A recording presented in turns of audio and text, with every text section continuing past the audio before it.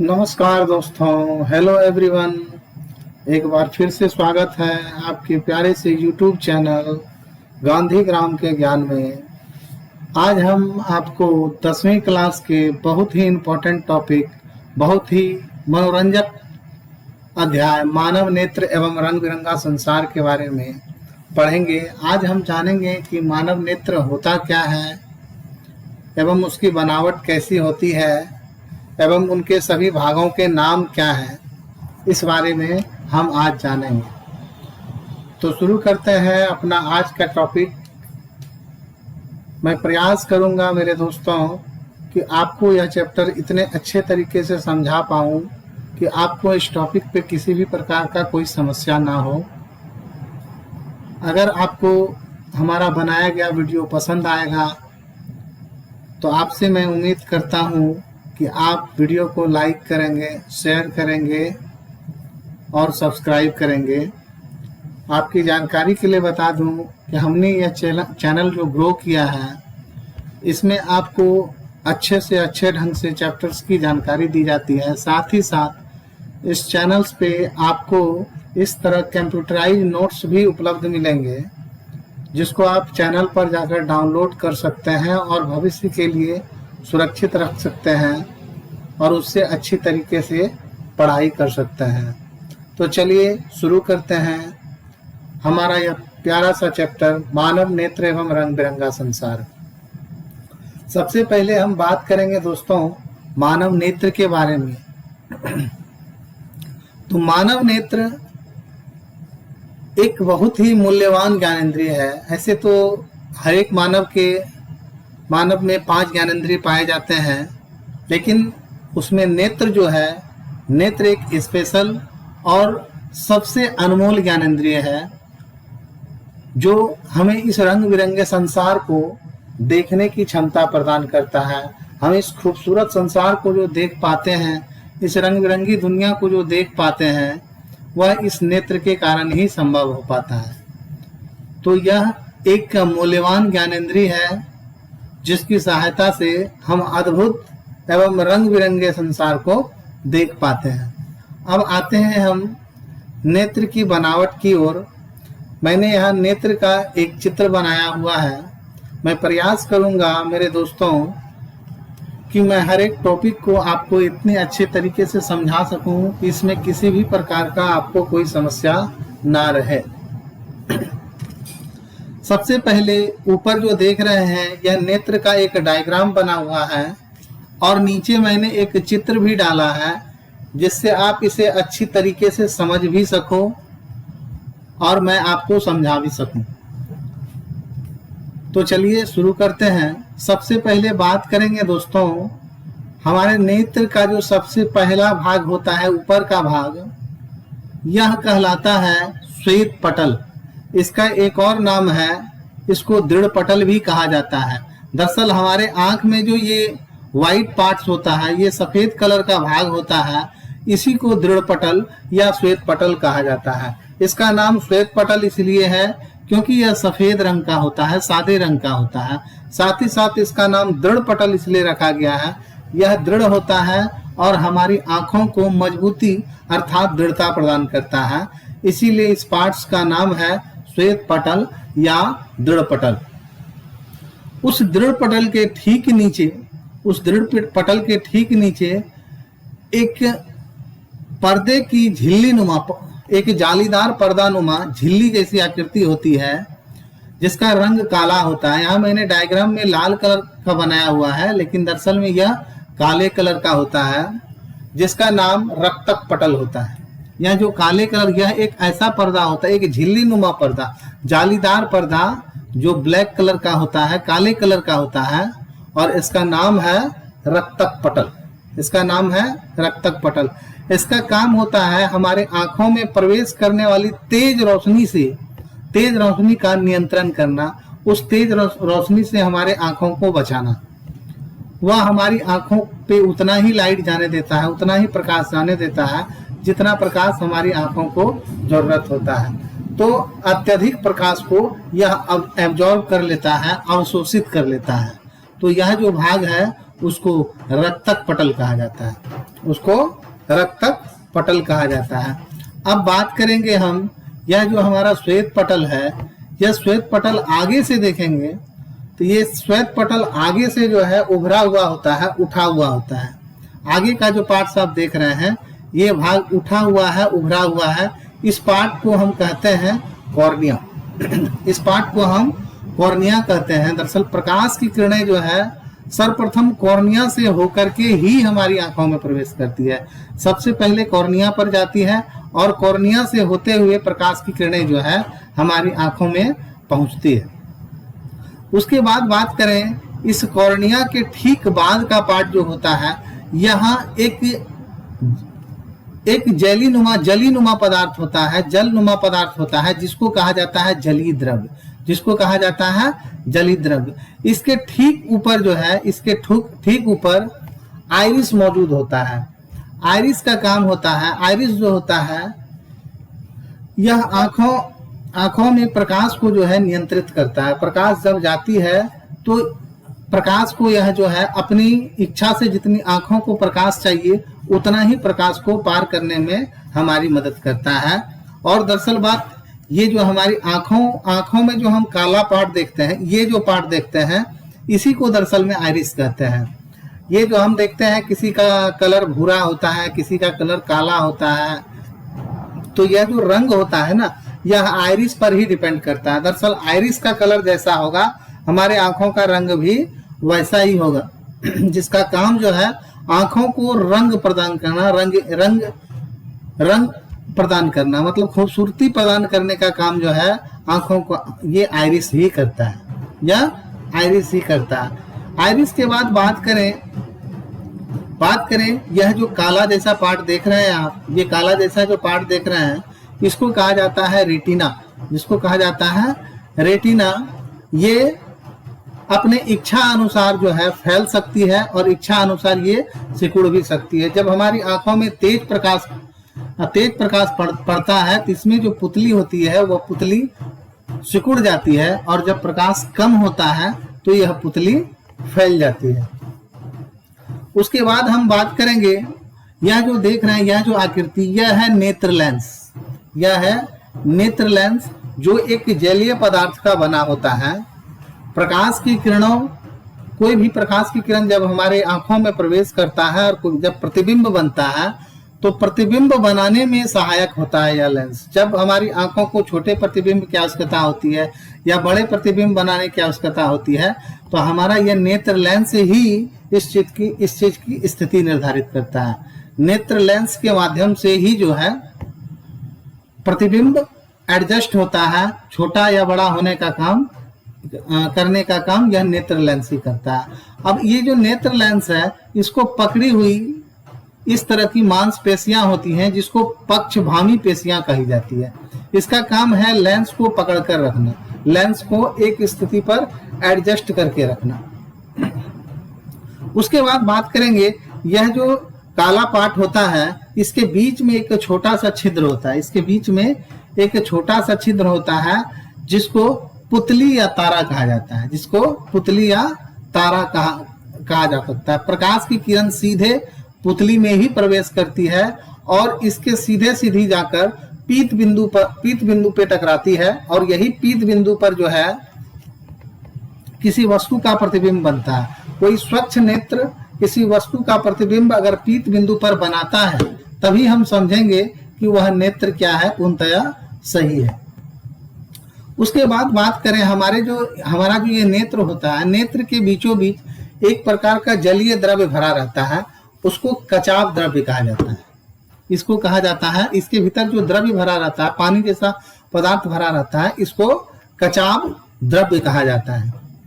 इसके बाद बात करें दोस्तों, इस पीत बिंदु के ठीक नीचे एक और बिंदु होता है जिसको अंध बिंदु कहा जाता है। इसका नाम ही है अंध बिंदु। अगर किसी वस्तु का प्रतिबिंब मानव नेत्र में अंध बिंदु पर बनने लगे तो उस नेत्र को जो है वस्तु स्पष्ट दिखाई नहीं देती है, कह सकते हैं कि वह व्यक्ति ब्लाइंड हो जाता है। जब भी प्रतिबिंब बनेगा पीत बिंदु पर बनेगा तभी वह नेत्र सही नेत्र कहाएगा और हम वस्तु को स्पष्ट देख पाएंगे। अगर अंध बिंदु पर बनेगा तो वह वस्तु हमको नहीं दिखाई देगी। इसके बाद बात करें हम इस दृष्टि तंत्रिका की। यह एक तंत्रिकानुमा जाल है जिसका सीधा कनेक्शन ब्रेन से होता है। दरअसल हम अपने जीवन में जो भी क्रियाएं करते हैं, चाहे हम करते हैं या हमारे शरीर का कोई भी पार्ट्स करता है, उसका नियंत्रण ब्रेन ही करता है। ब्रेन के द्वारा जो है संवेदना नेत्रों तक पहुंचती है, जहां देखने की, जो देखने की, तो वही चीज हम देख पाते हैं। तो ब्रेन के द्वारा जो संवेदना या तंत्रिका, जो संवेदना हमें प्राप्त होती है, इस दृष्टि तंत्रिका के माध्यम से ही प्राप्त होती है। तो ये सारी बातें जो मैंने आपको बताया, ये सारी बातें मैंने यहाँ लिख दिया है ताकि नोट्स के माध्यम से आप इसको अच्छी तरीके से पढ़ सको और आप तैयारी अपनी अच्छी तरीके से कर सको और भविष्य में भी इसको सुरक्षित रख सको। अब अगर हम नेत्र के बारे में जान चुके हैं, तो अब हम आते हैं कुछ और बातों पर। सबसे पहले अब बात करते हैं नेत्र की सामंजस्य क्षमता की। दरअसल में सामंजस्य क्षमता क्या होता है? सामंजस्य क्षमता होता है नेत्र की क्षमता, एक ऐसी क्षमता जिस स्थिति में, जिस क्षमता के कारण कोई भी व्यक्ति जो है किसी वस्तु को स्पष्ट देख पाता है बिना किसी दबाव के।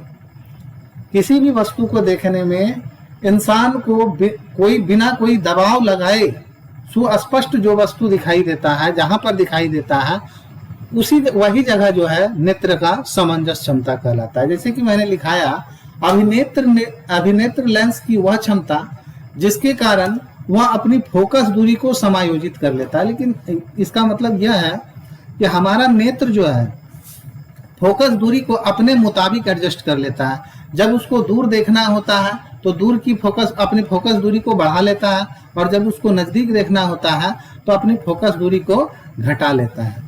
तो मानव नेत्र की वह क्षमता जिसके कारण नेत्र अपनी फोकस दूरी को समायोजित कर लेता है, नेत्र की सामंजस्य क्षमता कहते हैं। अब सामंजस्य क्षमता में दो बातें सामने आती है, एक होता है निकट बिंदु और एक होता है दूर बिंदु। आइए समझते हैं हम निकट बिंदु के बारे में। दरअसल बात, हमारा आंख की एक सीमा है कि वह किसी वस्तु को स्पष्ट देखता है तो उसकी दूरी निश्चित होनी चाहिए। मतलब वह स्थान होना चाहिए जितनी दूरी पर कोई वस्तु को रखा जाए तो हमको वह वस्तु स्पष्ट दिखाई दे। उससे अगर और कम दूरी पर वस्तु को लाया जाए तो वह वस्तु हमें स्पष्ट दिखाई नहीं देना चाहिए। जैसा कि मैंने लिखाया है, निकट बिंदु वह न्यूनतम दूरी जिस पर रखी कोई वस्तु बिना किसी तनाव के अत्यधिक स्पष्ट देखी जा सके। सुस्पष्ट देखने की इस न्यूनतम दूरी को निकट बिंदु कहते हैं। जैसा कि हम जानते हैं, एक स्वच्छ आंख का जो है निकटतम बिंदु जो होता है वो 25 सेंटीमीटर होता है। यानी मिनिमम 25 सेंटीमीटर दूरी तक रखे वस्तु को ही नेत्र स्पष्ट रूप से देख पाता है। जैसे ही 25 सेंटीमीटर से अगर कम दूरी पर हम वस्तु को रखेंगे तो नेत्र जो है उस वस्तु को स्पष्ट तौर पर नहीं देख पाएगा। अब बात करें दूर बिंदु की। निकट बिंदु तो वह बिंदु होता है जो आंख के निकटतम स्थिति में वस्तु को देखने की क्षमता प्रदान करे। अब बात करें दूर बिंदु की। दूर बिंदु वह होता है जो अधिक से अधिक आंख कितनी दूरी तक देख सकता है। तो किसी भी व्यक्ति का जो अधिकतम दूरी होता है, दूर बिंदु होता है, वह अनंत होता है। निकट बिंदु 25 सेंटीमीटर होता है और दूर बिंदु जो होता है अनंत होता है, क्योंकि कोई भी आंख खुली आंखों से अनंत तक देख सकता है। अब अगर सामंजस्य क्षमता और निकट बिंदु, दूर बिंदु को अच्छी तरीके से समझ लिए हैं, तो अब हम बात करेंगे नेत्र के दोष के बारे में, आंखों के दोष के बारे में, दृष्टि दोष के बारे में। सबसे पहले हम ये जानेंगे कि दृष्टि दोष होता क्या है। दरअसल में दृष्टि दोष वह होता है कि जब मानव के नेत्र के सामने रखी वस्तु का प्रतिबिंब रेटिना पर नहीं बनता, तब नेत्र में जो दोष पाया जाता है उसे दृष्टि दोष कहा जाता है। या फिर दूसरी भाषा में कहें, जब मानव नेत्र किसी वस्तु का सुस्पष्ट तस्वीर नहीं बना पाता, किसी वस्तु को सुस्पष्ट नहीं देख पाता, तो उस स्थिति में हम कह सकते हैं कि वह व्यक्ति किसी न किसी दृष्टि दोष से पीड़ित है। तो अब बात करें दृष्टि दोष कितने प्रकार के होते हैं। अब दृष्टि दोष के प्रकार की बात की जाए तो दृष्टि दोष कुल मिलाकर 5 प्रकार के होते हैं। सबसे पहले दूरदृष्टि दोष, पहला दूरदृष्टि दोष, दूसरा निकट दृष्टि दोष, तीसरा जरा दृष्टि दोष, चौथा वर्णांधता और पांचवा अबिंदुता। अब बात करें सर्वप्रथम दूरदृष्टि दोष की।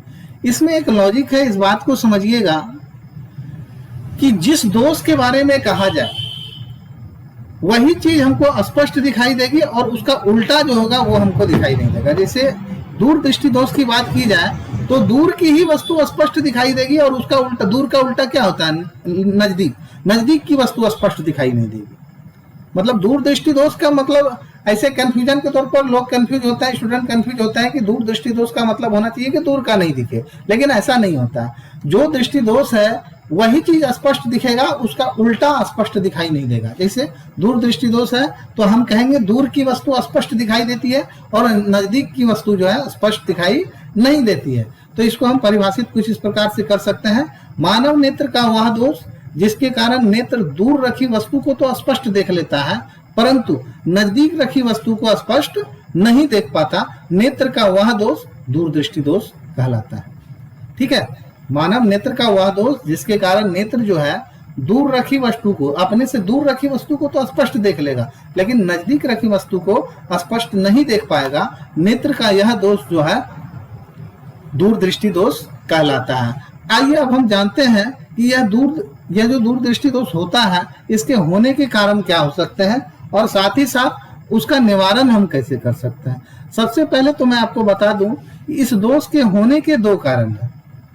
इस दोष के होने के 2 कारण है। पहला कारण ये होता है कि नेत्र गोलक का छोटा हो जाना। नेत्र का जो गोलक है वह क्या हो जाता है? छोटा हो जाता है। जितना उसको होना चाहिए उससे उसका आकार क्या हो जाता है? छोटा हो जाता है। और दूसरा क्या होता है? नेत्र लेंस की फोकस दूरी जो है वह अत्यधिक हो जाती है। मतलब फोकस दूरी जितनी होनी चाहिए वह बढ़ जाती है। ऐसा होने पर हम कह सकते हैं वह व्यक्ति जो है दूरदृष्टि दोष से पीड़ित है। अब बात करते हैं इसके संशोधन की। सबसे पहले देखिए मैंने यहाँ एक डायग्राम बनाया है, इस डायग्राम से समझेंगे। यह स्वस्थ आंख है। जैसे मान के चलिए यह हमारा लेंस है और यह प्रकाश की किरण लेंस के समांतर आती है तो वह क्या करती है? हमारे पीत बिंदु पर जाकर फोकसित होती है। यानी यह जो प्रकाश की किरण है वह जाकर के हमारे पीत बिंदु पर मिलती है और पीत बिंदु पर ही उस वस्तु का प्रतिबिंब बनता है, तभी नेत्र जो है स्पष्ट तौर पर किसी वस्तु को देख पाता है। यहाँ जो मैंने ऊपर में डायग्राम बनाया है यह एक स्वस्थ आंख का है। अब बात करते हैं दूरदृष्टि दोष से पीड़ित आंख। मान के ये जो डायग्राम बनाया है यह दूरदृष्टि दोष से पीड़ित है।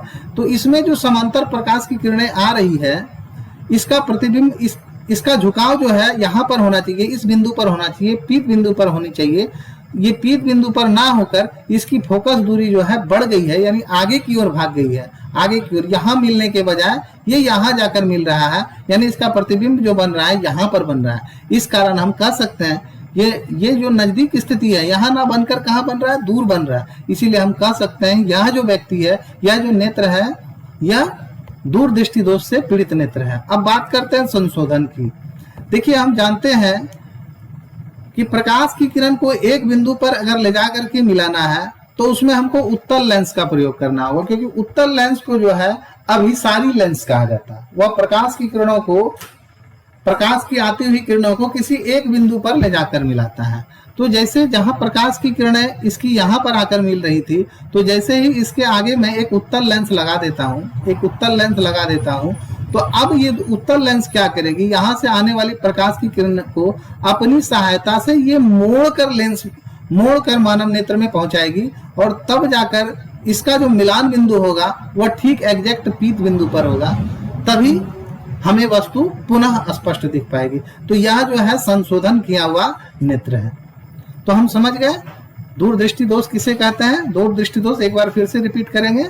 मानव नेत्र का वह दोष जिसके कारण नेत्र दूर रखी वस्तु को तो स्पष्ट देख लेता है परंतु नजदीक रखी वस्तु को स्पष्ट नहीं देख पाता है, नेत्र का यह दोष दूरदृष्टि दोष कहलाता है। इसके होने के 2 कारण हैं, नेत्र गोलक का छोटा हो जाना और दूसरा नेत्र लेंस की फोकस दूरी का अत्यधिक हो जाना। और निवारण के लिए मैंने बताया, इसका निवारण संशोधन के लिए उत्तल लेंस के बने चश्मे का अगर हम प्रयोग करें तो इस दोष का निवारण किया जा सकता है। अर्थात ये हुआ कि जो नेत्र, जो आंख दूरदृष्टि दोष से पीड़ित है, उसको डॉक्टर जो है उत्तल लेंस के बने चश्मे को पहनने का सुझाव देगा। उस लेंस के चश्मे को पहनने से वह व्यक्ति उस दूरदृष्टि दोष की समस्याओं से निदान पाएगा। अब बात करते हैं दूरदृष्टि दोष अगर हम समझ गए तो अब हम बात करते हैं निकट दृष्टि दोष की ओर। अब निकट दृष्टि दोष दूरदृष्टि दोष का जस्ट उल्टा होता है। मैंने अभी बताया, जो दोष रहेगा वही चीज स्पष्ट दिखेगी और उसके उल्टा स्पष्ट नहीं दिखेगी।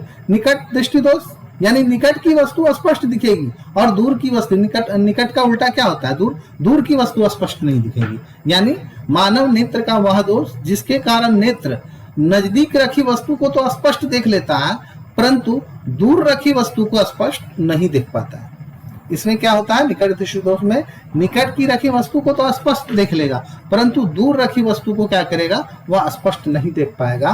तो इस स्थिति में हम कह सकते हैं कि नेत्र का वह दोष जो है निकट दृष्टि दोष कहलाता है। इसके भी होने के दो कारण हैं। पहला कारण यह है कि नेत्र गोलक का बड़ा हो जाना।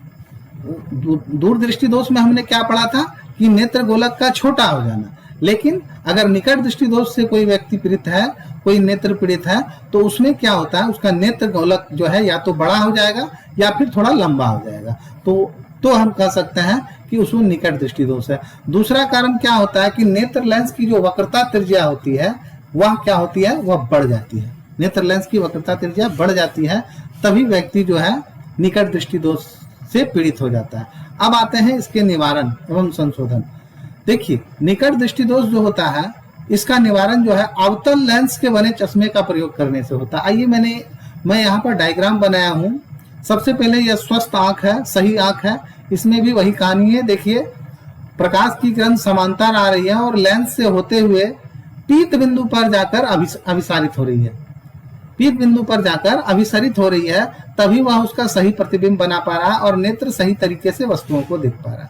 लेकिन जैसे ही वस्तु में निकट दृष्टि दोष हो जाता है, निकट दृष्टि दोष हो जाता है, तो यह समांतर किरणें आने के बाद इसको जो है अपना प्रकाश की किरण को पीत बिंदु पर मिलाना चाहिए, लेकिन पीत बिंदु पर नहीं मिला करके उससे पहले ही यह प्रकाश की किरण को मिला देता है। उससे पहले, यानी फोकस दूरी क्या हो जाती है, इसमें कम हो जाती है। उसमें फोकस दूरी बढ़ जाती है, इसमें फोकस दूरी क्या हो जाती है, कम हो जाती है। पहले ही कटान हो जाता है, जिसके वजह से जो है हमारा नेत्र जो है निकट रखी वस्तु को स्पष्ट देख लेगा और दूर रखी वस्तु को नहीं देख पाएगा। तो ये हुआ दोष युक्त नेत्र। अब देखिए, इसमें हमने अवतल लेंस लगा दिया। अवतल लेंस लगाने के बाद क्या हुआ, ये जो प्रकाश की किरण गई, यहाँ से क्या हुआ, यहाँ से प्रकाश की किरण लेंस से गुजरते ही थोड़ा सा मुड़ जाती है, अपने डायरेक्शन से हट जाती है, अपने पथ से थोड़ा सा विचलित हो जाती है। विचलित होने के बाद मानव नेत्र से जो गुजरती है तो यहाँ एक ठीक पीत बिंदु पर जाकर के कटान होता है, पीत बिंदु पर जाकर के मिलती है। तब इस स्थिति में जो है हमारे नेत्र पर पुनः सही तस्वीर बन पाता है, सही प्रतिबिंब बन पाता है। तो अगर हमको निकट दृष्टि दोष हो गया तो अवतल लेंस के बने चश्मे का प्रयोग करना होगा। यह था दूसरा दोष। अब बात करेंगे तीसरा, जरा दूरदृष्टिता या जरा दृष्टि दोष। जरा दूरदृष्टिता या जरा दृष्टि दोष दोनों एक ही है। अब ये किस प्रकार का दोष है, तो इस दोष के बारे में आपको बता दूं। आयु में वृद्धि होने के कारण, यानी वृद्धावस्था में, जब व्यक्ति वृद्धावस्था में पहुंच जाता है, उसके आयु में वृद्धि हो जाती है, तो आयु में वृद्धि होने के कारण मानव नेत्र की जो सामंजस्य क्षमता है वह घट जाती है। अर्थात मानव नेत्र की सामंजस्य क्षमता कितनी है, 25 सेंटीमीटर है, वो 25 सेंटीमीटर ना होकर के घट जाएगी, यानी 25 सेंटीमीटर से कम हो जाएगी। 25 सेंटीमीटर से कम हो जाएगी, अर्थात ना ही दूर का स्पष्ट दिखाई देगा और ना ही पास का स्पष्ट दिखाई देगा। तो इस स्थिति में हम कह सकते हैं कि वह नेत्र जो है जरा दूरदर्शिता या जरा दृष्टि दोष से पीड़ित है। इसमें क्या होगा, मनुष्य को ना दूर का स्पष्ट दिखेगा ना नजदीक का स्पष्ट दिखेगा। मतलब निकट दृष्टि दोष और दूर दृष्टि दोष, दोनों तरह के दोष को मिला दिया जाए तो बन जाता है जरा दृष्टि दोष। इस दोष में, यह दोष जो इंसान को होता है अधिकतर अधिक उम्र होने के बाद, वृद्धावस्था में यह दोष नेत्र में पाया जाता है। तो अब ये जरा दूरदर्शिता का होने का क्या कारण है कि मनुष्य के आंख में जो पक्षभामी पेशी है, पेशी जो है जो लेंस को पकड़ कर रखती है, उसका क्या हो जाना, दुर्बल हो जाना, यानी वह कमजोर हो जाता है, उसमें लचीलापन आ जाता है। अगर वह कमजोर हो जाएगा तो क्या होगा, लेंस में लचीलापन आ जाएगा, लेंस को वह ढंग से पकड़ नहीं पाएगा। प्रकाश की किरण आएगी तो जब प्रकाश की किरण नेत्रों से गुजरेगी तो विचलित होने के आसार ज्यादा होंगे, जिसके वजह से जो है सही जगह पर प्रतिबिंब नहीं बन पाएगा। अब आते हैं इसके निवारण के लिए। अगर जरा दृष्टि दोष से व्यक्ति पीड़ित है तो इसको द्विफोक्सी लेंस अर्थात आधा उत्तल और आधा अवतल लेंस के बने चश्मे का प्रयोग से इस दोष का निवारण किया जा सकता है। आप देख सकते हैं डॉक्टर कुछ लोगों को ऐसा लेंस देता है जिसमें ऊपर में कुछ और लेंस रहेगा और चश्मे में ऊपर में कुछ और लेंस रहेगा और नीचे में कुछ और लेंस रहेगा। आप देखोगे, आप इस बात को देखोगे कि आपका चश्मे में नीचे वाला जो पार्ट है उसमें जो है उत्तल लेंस होता है और ऊपर वाला पार्ट जो होता है उसमें अवतल लेंस होता है, क्योंकि उत्तल लेंस क्या करता है, वो प्रकाश की किरणों को किसी एक बिंदु पर अभिसरित करता है, मिलाता है। तो नजदीक की देखना हो तो नीचे के शीशे का प्रयोग करेंगे और जब दूर का देखना हो तो हमको नजर को उठाना होता है, उसमें प्रकाश की किरणें फैलती है। अवतल लेंस प्रकाश की किरणों को अपसारित करती है, फैला देती है। तो उस स्थिति में जो है डॉक्टर के द्वारा द्विफोक्सी लेंस दिया जाता है, जिसमें ऊपर में अवतल लेंस रहता है और नीचे में उत्तल लेंस होता है। यह है इसके निवारण। अब आते हैं चौथा दृष्टि दोष, जिसको वर्णांता कहा जाता है। यह किस प्रकार का दोष है, आइए जानते हैं। मानव नेत्र का वह दोष जिसके कारण नेत्र दो या दो से अधिक रंगों के बीच भेद उत्पन्न नहीं कर सकता। दो तरह का कलर का चीज, मतलब दो जगह पर, मतलब एक जगह पर दो कलर अगर देखेगा तो नेत्र इस बात को समझ नहीं पाएगा कि कौन सा कलर क्या है। मतलब लाल, हरा, कई सारे कलर होंगे तो रंगों में जो है ना वह भेद उत्पन्न नहीं कर पाएगा कि कौन सा रंग है, रंग नहीं पकड़ पाएगा। तो अगर रंग जैसी समस्या उत्पन्न होती है तो हम समझ सकते हैं कि वह व्यक्ति जो है वर्णांता जैसे दृष्टि दोष से पीड़ित है। एक्चुअली यह जो दोष है यह मानव नेत्र में आनुवांशिक होता है, यानी अगर माता पिता में पाया जाता है तो उसके संतानों में भी यह दोष होने की संभावनाएं होती है। इसको कलर करेक्शन लेंस या कॉन्टैक्ट लेंस द्वारा कृत्रिम उपचार किया जा सकता है। मतलब इसमें नेत्र द्वारा, इसमें डॉक्टर जो है उसके नेत्रों में कलर करेक्शन लेंस या कॉन्टैक्ट लेंस लगा करके इस दोष से उसको दूर किया जा सकता है। बेसिकली यह एक ऐसा दोष है जिसमें क्या होगा, आपको कलर देखने में समस्या होगी, रंग नहीं समझ पाएंगे आप। और यह दोष जो होता है माता पिता से उसके बच्चों में आ जाता है। अब आएंगे पांचवें दोष के बारे में। इसको कहा जाता है अबिंदुकता। यह कैसा दोष है इसके बारे में जानेंगे। मानव नेत्र का वह दोष जिसके कारण नेत्र क्षैतिज और ऊर्ध्वाधर स्थिति में विभेद उत्पन्न नहीं कर सकता। मतलब खड़ा और पड़ा चीजों में अंतर स्पष्ट नहीं कर सकता। लंबा और चौड़ा, लंबाई और चौड़ाई, कोई चीज अगर खड़ा है और कोई चीज अगर पड़ा है तो उसमें वो डिफरेंट नहीं समझ पाएगा। उसको खड़ा चीज पड़ा नजर आएगा, पड़ा चीज खड़ा नजर आएगा। ठीक है, तो ऐसा दोष जो है, ऐसा दोष अगर किसी नेत्र में है तो हम कह सकते हैं कि वह नेत्र जो है अबिंदुकता नामक नेत्र दोष से पीड़ित है। तो आज तक की क्लास में इतना ही। आप इसी तरह जुड़े रहें हमारे वीडियो के साथ, हमारे चैनल के साथ। मैं प्रयास करूंगा कि आपको बेहतर से बेहतर ढंग से समझा सकूं, अच्छे से अच्छे वीडियो डाल सकूं और साथ ही साथ आपको नोट्स भी प्रोवाइड कर सकूं, जिससे आप अपनी तैयारी अच्छे पूर्वक कर सकें और एग्जाम में अच्छे से अच्छे रिजल्ट ला सकें। तो आज तक के लिए इतना ही। धन्यवाद।